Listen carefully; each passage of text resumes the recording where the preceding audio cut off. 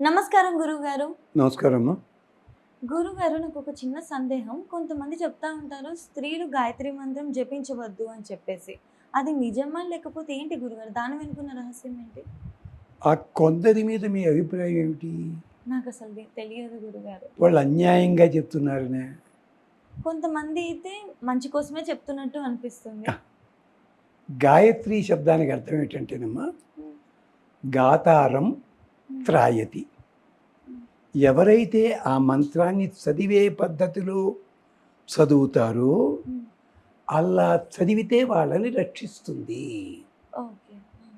ఓం భూర్భువస్సువః, ఓం తత్సవితుర్వరేణ్యం, హ్మ్. భర్గో దేవస్య ధీమహి ధియో యో న ప్రచోదయాత్. హ్మ్. నేను గాయత్రి మంత్రం చదవలేదమ్మా, హ్మ్. అక్షరాలు చెప్పా. గాయత్రి మంత్రం చదవడం అంటే ఆ! దాంట్లో చోట ఓం అని వస్తుంది, ఇంకో చోట ఓగుం అని వస్తుంది. ఆహా! అక్కడ చదివేటప్పుడు మంత్రాల్లో ఓం అనే చదవాలి, కానీ ఒక్కో చోట ఓంకి బదులు ఓగుం అని వస్తుంది. ఆ! ఇలా కొన్ని అక్షరాలు తేడాలు వస్తాయి. అంచేత నేను ఇప్పుడు గాయత్రి మంత్రంలో అక్షరాలే చెప్తున్నా. అంతేకాదు, గాయత్రికి సంబంధించిన కథ ఒకటి చాలామందికి తెలియదు. హ్మ్. గాయత్రి ఒకసారి అహంకరించిందిట. హ్మ్. సోమలత పట్టు రావడానికని ఊర్ధ్వలోకానికి వెళ్ళి హ్మ్. అహంకారంతో తిరిగి వచ్చింది, దెబ్బతింది. అప్పుడు గాయత్రి 3 ముక్కలయ్యిందిట. అందుకనే గాయత్రి మంత్రంలో త్రిపదా గాయత్రి 3 పదములు ఉంటాయి ఇక్కడ. అక్షరాలు 24. దీన్ని బట్టి రకరకాల దేవతలకి ఆ ఛందస్సుతో మంత్రాలు చెప్పారు. హ్మ్. ఏం తప్పేం లేదు. ఈ గాయత్రి మంత్రం ప్రధానంగా ఎవరిది? సూర్య భగవానుడి కోసం ఏర్పడింది. ఓకే. ఆ తరువాత ఎప్పుడైతే మనకి దేవతా ఉపాసన ఇది అలవాటు అయ్యిందో, ఎప్పుడు ఔరంగజేబు కాలం నాటికి అంతవరకు గాయత్రి మాత రూపం ఎక్కడా లేదు. హ్మ్. ఆ తర్వాత మొదలైంది. దానికోసం గాయత్రి మాత అని చెప్పి పెట్టారు. పాపం తప్పేం లేదు. హ్మ్. హ్మ్. కానీ ఈ మంత్రం ఏంటంటే ఓం భూః, ఓం సువః, ఓం మహా, ఓం జనః, ఓం తపః. ఇవన్నీ ఏమిటి? లోకాలు. భూలోకము, మధ్యలో ఉండే ఆకాశము, పైనుండేది, ఆ పైనుండేది జలము, ఇవన్నీ. ఓం భూర్భువః స్వః అంటే పైలోకంలో ఉన్నవాడు. తత్ సవితుః, ఆ సవిత సూర్యుడున్నాడే, వరేణ్యం శ్రేష్ఠుడు.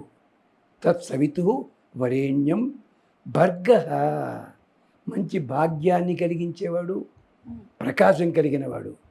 తత్ సవితుః వరేణ్యం భర్గః, ఆ దేవస్య ధీమహి, ఆ దేవుణ్ణి నేను ధీమహి, నేను ఆయన్ని జాగ్రత్తగా నా మనస్సు పెట్టి ఆ మహిమ కలిగిన ఆ పెద్ద మనిషిని ధ్యానం చేస్తున్నాను. ధీమహి తన్నో ధియో యో నః ప్రచోదయాత్. అతడు నాలో ఉండే ధీ కాంతి బుద్ధిని ప్రచోదయాత్. హ్మ్. ఎలా చెప్పగలరండి? హ్మ్. ఆయన పాఠం చదివా మనం, హనుమంతుడిది చదువుకున్నాడండి. హ్మ్. కానీ తమాషా తెలుసా? సూర్యోదయం అవ్వగానే ఎవరు లేస్తున్నారు? హ్మ్. మనం లేవట్లే, కోడి లేస్తుంది. హ్మ్. కోడి కంటే ముందు ఎవరు లేస్తారు? హ్మ్. చెట్ల మీద పక్షులు లేస్తాయి. ఆ! మీరు ఎప్పుడైనా సరదాగా మీ ఇంట్లో ఇదే పంజరంలో చిలకని పెంచుకుంటారు కదా, ఆ! ఇంట్లో 500 లైట్లు పెట్టేసి 1000 బల్బులు చిలకని కింద పెట్టండి. రాత్రి గజ గజ గజ గజ వణుకుతూ కూర్చుంటుంది. ఇంత కాంతి ఉంది కదా, ఇది ఎక్కడ కర్మ? ఎప్పుడైతే సూర్యుడు తెల్లారాడు అనుకోండి, అక్కడ దానికి ఎలా తెలుస్తుందో టక్కని వెళ్ళి పంజరంలో కూర్చుంటుంది. ఎలా తెలుస్తుంది? ఎప్పుడైనా తెలుసా మీకు? తెలియదు. ఇది యజుర్వేదంలో కదా. ఎంచేతంటే పక్షులకి ఆ రాత్రిపూట నేల మండుతున్న అగ్నిగోళంలా కనిపిస్తుంది. అందుకని దిగవు. అందరికంటే ఆఖరిని పడుకునేది టీవీ చూసేవాడు కాదు, కాకి ఆఖరిని పడుకుంటుంది. ఆహా! పొద్దున్నే నిద్ర లేచేది కోడి. అందుకనే నన్నచెవుడు అనే కవి చాలా అందంగా వర్ణించాడు. తొలి కోడి కనువిచ్చి, సూర్యోదయం అవుతుంది, కన్ను ఇలా విప్పిందిట, కనువిచ్చి రెక్కలు విదల్చి, ముక్కున ఈకులు చక్కొల్పి, నిక్కి సూచి మినుసూచి కొకొరో కుర్రని కూసే కొక్కురకోని కూయదని కొక్కురో కానీ సూర్యుడు పూర్తిగా ఎదిగిన తర్వాత కూస్తుంది అది పద్ధతి. పక్షులకు ఉందా లక్షణం అంటే ఆయన ధీహి యో నా ప్రచోదయాత్. పక్షుల్ని మేల్కొల్పుతున్నాడు ఆయన, జంతువుల్ని మేల్కొల్పుతున్నాడు ఆయన, వీటన్నిటిని ఏవై చెట్లు వాటిని మేల్కొల్పుతున్నాడు. అందుకని ఆయన్ని నేను ప్రార్థన చేస్తున్నా. ఇది గాయత్రి మంత్రానికి ఉన్న అర్థం. మరి దీన్ని ఎంత గొప్పగా వాడాలండి, ఎలా చక్కగా చదవాలి? చదివితే తప్పే ఉందండి అని మీరు అంటారా? వెనకటికి ఒక ఋషి చాలా గొప్పవాడు, కొడుకు కావాలనుకున్నట్ట. ఎలాంటి కొడుకు?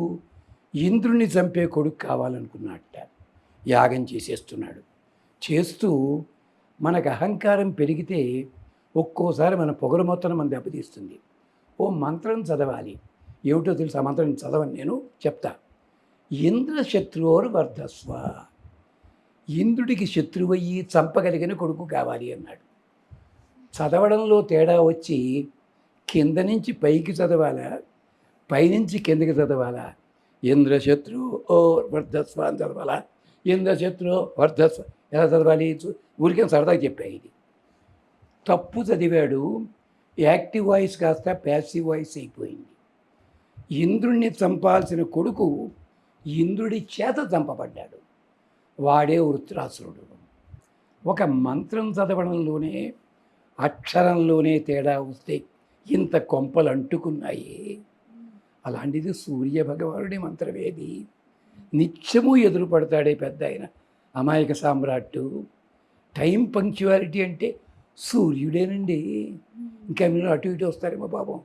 అలాంటి వాడు. అందుకని తప్పేం లేదమ్మా. ఓం భూర్భువ శువః ఓం తత్సవితు వరేణ్యం భర్గః దేవస్య ధీమహి తన్నో విష్ణు ప్రచోదయాత్. ఆయన నన్ను రక్షించుగాక. ఈ మంత్రం చదవచ్చును, కానీ ఆ మంత్రార్థం వచ్చేలాంటి శ్లోకాలు ఉన్నాయి కదమ్మా.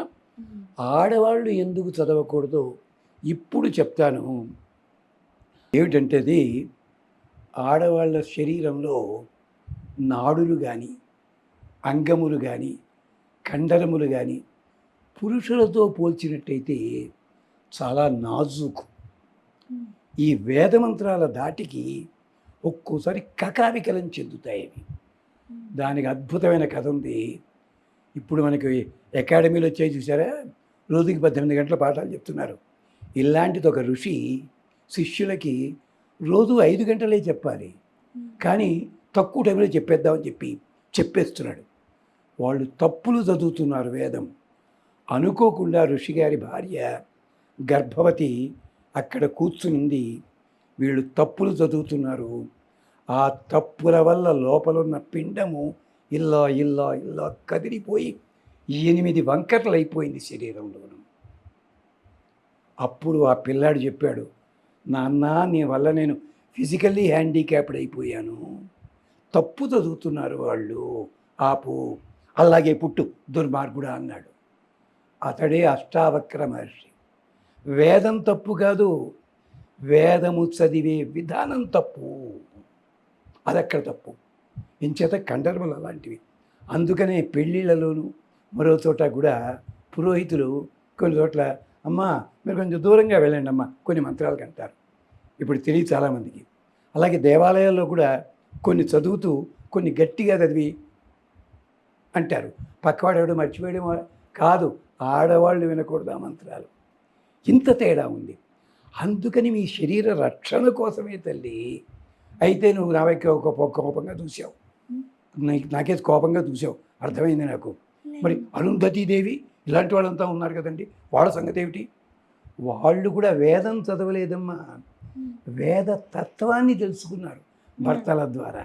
తప్పు లేదు ఇది. అప్పుడు చెప్పవచ్చు. మా చిన్నప్పుడు సంధ్యావనం చేస్తుంటే తప్పు చదువుతుంటే మా బామ్మగారు, ఒరే తప్పు చదివేవరా, కరెక్షన్ చేయండి, తాతగారిని అడగరా, వాళ్ళకి తెలుసును చెప్పేవారు కాదు. ఇది నియమం అన్నమాట. అందుకోసం అని చెప్పి ఈ గాయత్రి మంత్రం అన్నది ఎక్కడ పడితే అక్కడ చదవద్దు.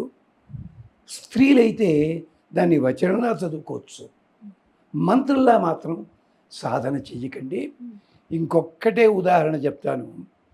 ఒక 20 ఏళ్ల కిందట అనుకుంటాను, ఒక టెలివిజన్ కంపెనీ ఒకటి రష్యా, ఇంగ్లీష్, జర్మన్, చైనీస్ ఇలా 15 ఇంగ్లీష్ భాషల్లో ఈ గాయత్రి మంత్రం రికార్డింగ్ చేసి అడ్వర్టైజ్మెంట్కి వాడుకుంది. ఆ కంపెనీ ఎక్కడుందో ఇప్పుడు ఎవరికి తెలియదు, నాశనం అయిపోయింది. గాయత్రి మంత్రాన్ని అడ్వర్టైజ్మెంట్ కోసం నీ ఇష్టం వచ్చిన ట్యూనింగ్లు ఇచ్చి చదువుతావా? ఇది 20-25 ఏళ్ల కిందట సంఘటన. పాత టీవీ ప్రోగ్రాం చూసే వాళ్ళకి గుర్తుండే ఉంటుంది. అందుకని స్త్రీలని గౌరవించడానికి, వాళ్ళ ఆరోగ్యాన్ని రక్షించడానికే ఈ మంత్రములకి నియమాలు పెట్టారు. స్త్రీలే కాదు, బ్రాహ్మణ, క్షత్రియ, వైశ్యులు ఈ ముగ్గురు ఎలా చదవాలో కూడా నియమాలు చెప్పారు. అదే కదా. మరి మీరు ఇతర దేశాలు వెళ్ళేటప్పుడు ఇంగ్లీషు ఎందుకు నేర్చుకుని వెళ్తున్నారు అంటే, ఇక్కడ మాట్లాడే భాష విధానం వేరు, అక్కడ ఇంకో స్లాంగ్ ఉంటుంది, అది మీకు రావాలి. దీనికే ఇంత కష్టపడుతున్నారే, మరి వేదానికి అక్కర్లేదా అమ్మ? గమనించండి, అది అర్థం అక్కడ. మా వాడు నాటకం రాయమంటే రాస్తే హిందీ డైలాగ్ పెట్టమన్నాడు, పెట్టా. వాడు ఏం డైలాగ్ అది, రోకో మత్ జానేదో అని రాశారు. వాడు స్టేజీ మీద రోకోమత్ జానేదో అన్నాడు చటుక్కుని. మామూలు మంత్రానికి దీనికి ఎంత పరిస్థితి వస్తే మంత్రాలు ఎంత కష్టం అమ్మా. అందుకని ఇదే ఏమనుకోద్దు తల్లి, ఆడవాళ్ళు చదువుకోండి, మంత్రాలు ఉన్నాయి చూసుకోండి, కానీ వీటిని ఈ నియమాలు పాటించండి, మంచి జరుగుతుంది. స్వస్తి. ఖచ్చితంగా గురుగారు, మీరు ఎందుకు చెప్పారు, దాని వెనుక ఉన్న ఇంటెన్షన్ ఏంటనేది చాలా క్లియర్గా అర్థమవుతుంది. ఆడవాళ్ళ మంచి కోసం చెప్తున్నాము అన్నట్లుగానే అన్నారు. ఎందుకంటే మన పురాణాల్లో కూడా అది అదే విధంగా రాయబడి ఉంది కాబట్టి అక్కడ రాసి ఉంది, మీరు మాకు తెలియజేయాలనుకుంటున్నారు. ఖచ్చితంగా గురుగారు, ధన్యవాదాలు.